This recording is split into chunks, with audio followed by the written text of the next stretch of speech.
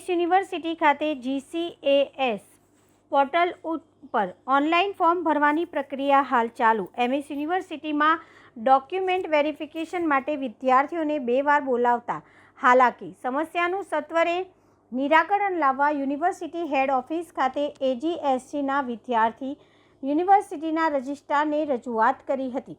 MS university ખાતે હાલ પ્રથમ વર્ષમાં પ્રવેશ માટેની ઓનલાઈન કામગીરી ચાલી રહી છે. પ્રવેશ પ્રક્રિયા દરમિયાન ડોક્યુમેન્ટ્સ વેરિફિકેશન માટે ફેકલ્ટીના સત્તાધીશો વિદ્યાર્થીઓને 2 વાર બોલાવતા હોય હાલાકી વેઠવી પડી રહી છે. સત્વરે આ સમસ્યાનું નિરાકરણ લાવવા AGSCના વિદ્યાર્થીઓ નેતા પંકજ જયસ્વાલની આગેવાની હેઠળ વિદ્યાર્થીઓ સૂત્રોચ્ચાર સાથે યુનિવર્સિટીના રજિસ્ટ્રાર ડૉક્ટર KM ચુડાસમાને આવેદનપત્ર આપી રજૂઆત સાથે માંગ કરી હતી કે હવે ફેકલ્ટીના સત્તાધીશો ડોક્યુમેન્ટ્સ વેરિફિકેશન માટે 2 વાર બોલાવતા હોવાથી વિદ્યાર્થીઓને હાલાકી વેઠવી પડે છે, જેથી સ્થિતિ સર્જાઈ છે, જેથી વિદ્યાર્થીઓને એક વખત યુનિવર્સિટીમાં આવવું પડે એવી માંગ કરી હતી.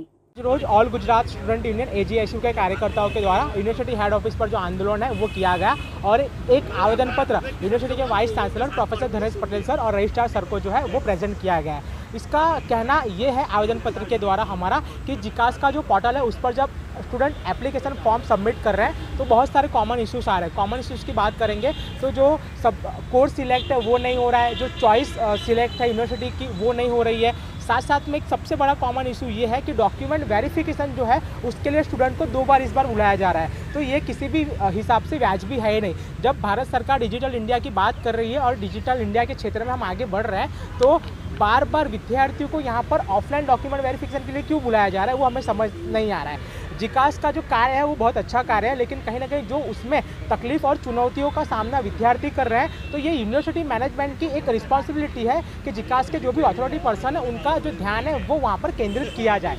तो विद्यार्थियों को सिर्फ एक बार डॉक्यूमेंट वेरिफिकेशन के लिए बुलाया जाए और जो वेरीफाई का ऑप्शन वहाँ पर शो कर रहा है जिसमें स्टूडेंट्स का वेरीफाई नहीं हो रहा है वो ऑप्शन को वहाँ से रिमूव किया जाए और मेरिट लिस्ट आने के बाद ही मैनुअल वेरिफिकेशन किया जाए, ऐसी हमारी मांग है. Pankaj Jaiswal, faculty representative, MS university.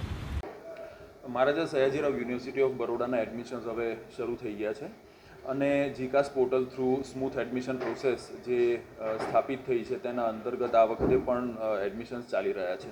વિદ્યાર્થીઓનો કન્સર્ન એ હતો કે વિદ્યાર્થીઓએ યુનિવર્સિટીની અંદર વધારે ધક્કા ખાવા ન પડે, તો એની રજૂઆત લઈને આજે વિદ્યાર્થીઓ આવ્યા હતા.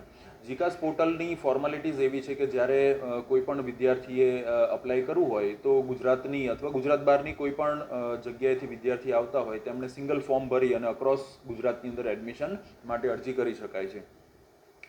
આમાં અમુક વિદ્યાર્થીઓ એવા હોય છે કે જે કોઈ કેટેગરીની અંદર ફોલ થતા હોય તો એ કેટેગરી માટે થઈને એમના કન્સર્ન ડોક્યુમેન્ટ્સ અપ્રોપ્રિએટ છે કે કેમ, એ એક પ્રશ્ન ઊભો થાય. બીજું કે ક્રિમિલિયર સર્ટિફિકેટ છે તો એ આ વર્ષની અંદર એની ડેટ કન્ટિન્યુ છે કે કેમ, આવા ઘણા બધા પ્રશ્નો અને ક્વેરીઝ વિદ્યાર્થીઓને હોય છે. તો વિદ્યાર્થી યુનિવર્સિટીમાં આવી શકે, એ એમની રીતે યુનિવર્સિટીમાં આવી અને ક્વેરી શૂટિંગ કરાવી શકે.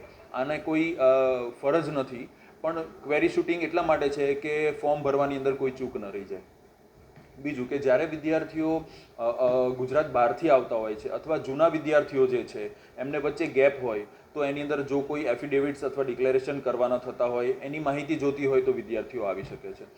એટલે આજેની જે રજૂઆત વિદ્યાર્થીઓની છે એ હતી કે 2 વખત વિદ્યાર્થીઓએ ન આવવું પડે.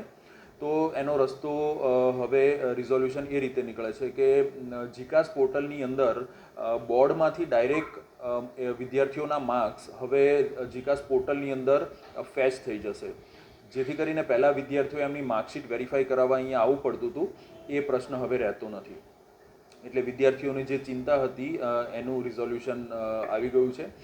જે વિદ્યાર્થીઓ કરંટ યરની અંદર બોર્ડની અંદરથી એક્ઝામ્સ આપી છે એમના ફોર્મની સાથે એમનું નામ મેચ કરી અને બોર્ડની અંદરથી એમનું જીકાસ ઉપર ડાયરેક્ટ એમનો ડેટા ફેચ થશે. એટલે વિદ્યાર્થીઓની માર્કશીટ આવી હોય ન આવી હોય, સોફ્ટ કોપી હોય કે હાર્ડ કોપી હોય, એ મુદ્દો હવે રહેતો નથી, કેમ કે ઓટોમેટેડ મોડની અંદર ડિજિટલી ટ્રાન્સફર થવાના છે. એટલે વિદ્યાર્થીઓએ હવે એ વેરીફાઈ કરાવવા માટે યુનિવર્સિટીમાં આવવાનું રહેતું નથી. તો that is a resolution of today's request which students are making. બીજો પ્રશ્ન એ છે કે જે કેટેગરીના વિદ્યાર્થીઓ છે એ વિદ્યાર્થીઓને એમના તમામ ડોક્યુમેન્ટ્સ વેરીફાઈ કરાવવા માટે, જેથી કરીને ફાઇનલ ફોર્મ અને મેરિટ લિસ્ટની અંદર આવતા એ લોકો ચૂકી ન જાય, એ વેરીફાઈ કરાવવા માટે યુનિવર્સિટીની અંદર આવવાનું રહેશે. અને વડોદરાની અંદરથી જે કોઈ પણ વિદ્યાર્થી અક્રોસ ગુજરાતની અંદર ફોર્મ ભર્યા હોય એને વેરીફાઈ કરવું હોય તો પણ MS યુનિવર્સિટીમાં આવી શકે. એટલે એવું નથી કે બરોડાના વિદ્યાર્થી જે MS યુનિવર્સિટીમાં એડમિશન લેવા છે એ જ MSમાં વેરીફાઈ કરાવવા માટે આવી શકે. અહીંના કોઈ વિદ્યાર્થીએ અમદાવાદમાં ફોર્મ ભર્યું છે, રાજકોટમાં, સુરતમાં, ભરૂચમાં ફોર્મ ભર્યું છે અને એમને છેક ત્યાં ન જવું પડે એ માટે પણ યુનિવર્સિટીની અંદર હેલ્પ સેન્ટર છે જ. એટલે વેરીફાઈ એમને સુરતનું એડમિશન અથવા સુરત માટે થઈને કોઈ કોલેજની અંદર એડમિશન લેવું છે તો ત્યાં નહીં જતા એ ડોક્યુમેન્ટ ત્યાં વેરીફાઈ કરાવવા જવાની જરૂર ન પડે એ માટે MS યુનિવર્સિટીમાં પણ આવી શકે અને અહીંયા આગળથી પણ વેરીફાઈ થઈ શકે. એટલે આ એક સરળ પ્રક્રિયા સિંગલ વિન્ડો ઓપરેશન વિદ્યાર્થીઓના હિતની અંદર ગોઠવણ કરેલી છે અને એની અંદર વિદ્યાર્થીઓને કોઈ જ તકલીફ પડે એવું હવે છે નહીં. જે એમની રજૂઆત હતી એનું રિઝોલ્યુશન પણ બહુ ઇઝીલી આવી ગયું છે કે ડેટા ફેચ ઓટોમેટિક થઈ જાય, જેથી કરી અને વિદ્યાર્થીઓએ વધારે વખત ધક્કા ખાવા ન પડે. વિદ્યાર્થી એક વખત આવવાનું રહે કે જ્યારે તેનું એડમિશન ફાઇનલ થઈ જાય, અને ફીસ ભરવા માટે પણ વિદ્યાર્થીઓએ યુનિવર્સિટીની અંદર આવવાનું રહેતું નથી. એ યુનિવર્સિટીના જ પોર્ટલમાંથી જે લિંક છે એના ઉપરથી એ ભરી શકે છે. એટલે વિદ્યાર્થી ઘરે બેસીને ફીસ ભરે, ઘરે બેસીને ફોર્મ ભરે. એક વખત કેમ્પસની અંદર આવવું જરૂરી એટલે પણ છે કે ક્યાં ભણવાના છે એ જગ્યા જોવી જોઈએ. અને one time visiting a university is not a big deal. એટલે આની અંદર વિદ્યાર્થી અને યુનિવર્સિટી સાથે રહી અને જે કંઈ પણ રસ્તા કાઢવાના છે તે કાઢે છે. અને આજે પણ આ બહુ સારી બાબત છે કે ઓટોમેટેડ મોડની અંદર ડેટા ફેચ થવાના કારણે વિદ્યાર્થીઓએ આવવાનું થતું હતું તેની અંદરથી હવે આવવાનું રહેતું નથી.